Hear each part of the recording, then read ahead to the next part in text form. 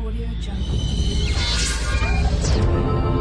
Audio Jungle. What are you doing, Tim? I'm taking time capsule from 2030. Let's see how we got here. Welcome to the world 2030, where we have tech-savvy houses and driverless cars, where owning your own car is not a necessity anymore and ride-sharing is what is considered normal. A greener and cleaner world with more technology resources than ever before. Transports improve, houses are more tech-savvy, and the overall lifestyle for a family has increased. Although getting where we are today was not all from positive innovations and a sustainable outlook into the future, there are a few negatives that have dragged down the dream that life would ever be like it is today. In 2020, World War III began, and as quick as it came was as quick as it took out almost any chance of survival and new beginnings. Not only did World War III damage cities and homes, it also decreased tourism hotspots and popular tourism destinations still to this day. So why don't we go back from where we are now and let you experience as to how we got here in 2030. In 2017, due to globalization and an upward trend in travelling, the tourism sectors had developed at a rapid rate. Every day there were still millions of people travelling around the world. On the other hand, the political conflicts between countries North Korea and USA had been created and heightened in this era. It was broadcasted on TV. In August 29, the nuclear missile was launched from near North Korea capital Pyongyang that it flew over Japan's northernmost main island of Hokkaido before breaking into three pieces. Even though there were no wounded and killed, this military action created a huge concern in regards to political instability. In response, US President Donald Trump said that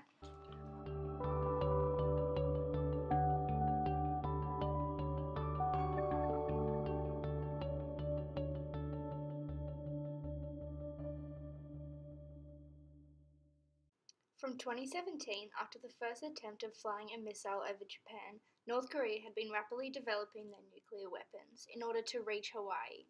In 2020, North Korea had a missile pointing at Hawaii, with the US and their allies forming a barricade in order to prevent the North Korean Navy from traveling. No one cared about the effects of the nuclear war at this stage. After 15 days with the world on hold, North Korea released a missile which had devastating effects on Hawaii. Hawaii, luckily after 3 years of planning, the US had a successful plan on evacuating the state. This attack sent the world into World War III. Throughout the war, the world was in shambles. Travel bans were extremely common, making it almost impossible for civilians to travel anywhere. In 2023, North Korea and its allies surrendered to the rest of the world. There were heaps of meetings with the country's leaders and UN leaders, and new sanctions were put in place to make sure that a nuclear war never happened again. Although the war has ended, the unstable political environment seems to have not recovered at all. China and America insist on a strict travel ban, which caused great dissatisfaction among citizens.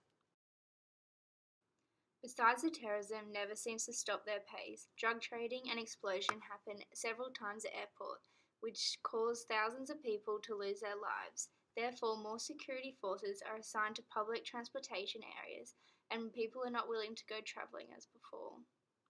As society thinks there are too many security checks.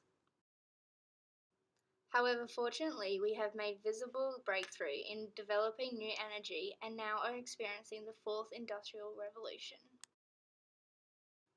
Solar and wind are used as the primary energy sources that are affordable and available for everyone by combining renewable electricity, water, and carbon dioxide from the air. We can produce fuels without emissions. These fuels are stored and distributed with existing infrastructure and technology. With energy storage, we balance the variable production of solar and wind. The war also provided great development in medical industries. 3D holographic display is used by doctors to make body check for patients, which can help them find potential viruses that cannot be found before. In addition, lots of new medicines have been created to cure incurable diseases such as cancer and AIDS.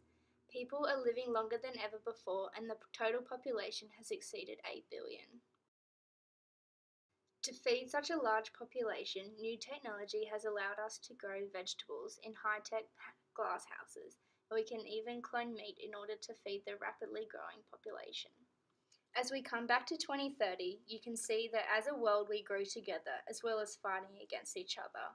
From this, we have been able to observe how we grew stronger in some areas through security and stronger allies after World War III, and how we became more efficient with our resources through the development of technology, with the improvement in medical technology and decreasing carbon emissions. Through defeat and then building up from it, the world in 2030 is as sustainable and tech-savvy as it ever has been, and our generation could not be more happier. So, how has the world developed from 2030 to 2100? I'm sure your great-grandchildren would love to know.